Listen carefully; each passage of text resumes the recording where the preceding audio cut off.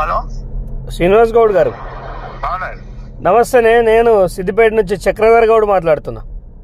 నమస్తే, బాగున్నారే? విషయం తెలిసింది, మీరు సర్పంచ్ నిలబడుతుంటే మిమ్మల్ని కొంచెం వాళ్ళు మైనంపల్లి హనుమంతరావు నువ్వెట్లా నిలబడతావు, నువ్వు పక్క ఓడిపోతావు, నేను సర్వే చేయించిన అంటుండట.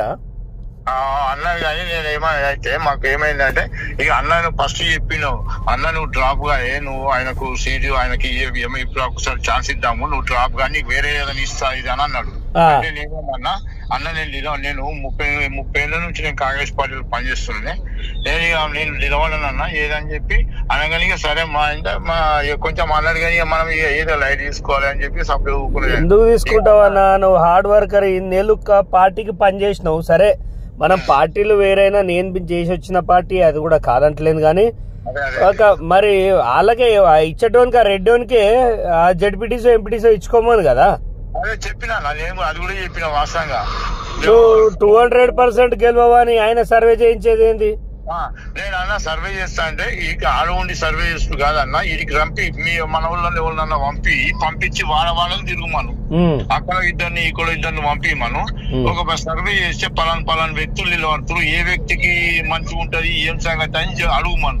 అడిగితే ఒకవేళ ఆయననే అంటే నేను విడ్లు అవుతా అని చెప్పి నేను అనుకున్నా. మీకే బాగుందట, అందుకే మీ నంబర్ తెప్పించుకున్నా. అదే మీకే ఉందట స్కోప్. మీరు అందుకే మీకు సజెస్ట్ చేసినది కూడా కరెక్టే చెప్పారు. మీరు నిలబడితేనే పర్ఫెక్ట్ అనేది వాస్తవం. నాకు రిపోర్టర్ కూడా చెప్పిండు, ఏందా ఇది ధర్మారెడ్డి మన దుబాకు సంబంధించి అన్న మావాడిని అడితే, లేదన్నా ఆయన నిలబడితే గెలుస్తాడు, వాడు ఇంతకుముందుకు రెడ్లు వాళ్ళు వేస్ట్, అది అంత కాదు ముచ్చట, అలా అంత కొడితే 2-3 ఇల్లులు నేవలేవో వాళ్ళదేంది అది ఇదని మాట్లాడారు. మరి ఇప్పుడు మీరు నిలబడుతురా డ్రాప్ అయ్యారా? మీరు ఎట్టి పరిస్థితిలో నిలబడండి, మీరు పక్కా గెలుస్తారు ఖచ్చితంగా. అవసరమైతే వచ్చి నువ్వు బీసీ బిడ్డవి, నువ్వు కాంగ్రెస్ పార్టీగా నువ్వు ఏ పార్టీగా, మేము వచ్చి నీకు ఓటేయాలని చెప్తా. నేను దుబ్బాకలో ₹1 కోటి రైతులకి కేవలం మీ దుబ్బాకలో 7.5 కోటి రూపాయలు ఇచ్చిన నేను. నీకు అట్లా ఏం లేదు, మీరు గెలుస్తారు. మైనంపల్లి కాదు, వాన్ అయ్యొచ్చి చెప్పినా, వాన్ అయ్యొచ్చి చెప్పినా నువ్వు వినొద్దు. ఎందుకు చెప్పాలా అన్న, మన బీసీలలో మన గౌన్లలో నీకు ఎక్కువ దొక్కేయబడుతున్నాం, అంత అవసరం లేదు. నువ్వు ముందుకు పో, నువ్వు గెలుస్తావు. నా మాట చూడు, నువ్వు గెలిచినాడు మళ్ళా నువ్వు నాకు ఫోన్ చేస్తావు. 100% నీ హార్డ్ వర్క్, నా ఆశీర్వాదం కూడా అవసరం లేదు. నీ హార్డ్ వర్క్ ప్రజలు గుర్తించిర్రు, నువ్వు కావాలనుకుంటుర్రు. వాడవాడు మైనంపల్లి వాడు రెడ్డి గానికి ఇమని చెప్పడానికి బీసీ మూవ్మెంట్ నడుస్తుంది ఆల్రెడీ బయట. మైనంపల్లికి అంత శాతం అయితే ఆయన సర్వే బరాబర్ అయితే మొన్న ఆయన్నే గెలిచేటోడు కదా. మీరు ఏం వరి కాకండి. మీరు ఇంకొక మాట అన్న, కాంగ్రెస్ పార్టీ ఎవరు అయ్యేది కాదు, గుర్తుపెట్టుకోండి.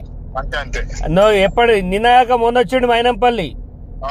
మీరంతా హార్డ్ వర్కర్స్, నిజమైన కార్యకర్తలకి న్యాయం జరగాలని నేను రేవంత్ రెడ్డి గారిని కలిసినప్పుడు చెప్పిన. అన్న గ్రౌండ్ లో చాలా చండాలంగా ఉంది మా దగ్గర సిద్దిపేట జిల్లా మొత్తం, మీరు దయచేసి గ్రౌండ్ లో అది చేయాలన్నా అని చెప్తే అది ఓర్వలేక ఈ కొంతమంది దొంగనా కొడుకులు అంతా కలిసి అది చేసిర్రు, లేకపోతే నేను పార్టీలోకి వెళ్ళి వచ్చేది కాకుండే. ఇది ఇప్పుడు ఈ హనుమంతన్న కూడా టీఆర్ఎస్ నుంచి కాంగ్రెస్ లో కాగానే ఈయనకి ఎమ్మెల్యే టికెట్ ఇచ్చారు, ఈయన కూడా అదే పొజిషన్ లో పోతుండు. ఇగో అన్న, నెక్స్ట్ ఎలక్షన్స్ కి అట్లా జరిగాయి. వాడేదో 100 కోట్లు పెడతా, 200 కోట్లు పెడతా, వాడిని ఈకలు పెట్టుకొని వాడికి ఆయనకి అంత దమ్ముంటే అప్పుడే మల్కాజ్గిరిలో ఖర్చు పెట్టి పీకుడు గాడు గెలవలేకపోయిండా, అన్ని ఏతులు దెంగుడు గాని. నువ్వు గెలుస్తావు, నువ్వు డ్రాప్ కావద్దు చెప్తానా. లేదు నా మద్దతు 100% ఉంటుంది. నా నంబర్ సేవ్ చేసుకో. నీకు ఎవడు దమ్కి ఇచ్చినా వాని గుద్దలు దమ్ చేస్తా నేను. నువ్వు గెలవాలి, ఒక గౌడ బిడ్డగా నువ్వు గెలిచి గౌండ్లు రాజకీయాల్లో పాత్ర పోషించాలనేది నా కళ. దానికోసం నేను ఎంతో మంది మార్బలన్నైనా దించుతా నీకోసం. ఓకేనా? థ్యాంక్ యూ అన్న. నమస్తేనే.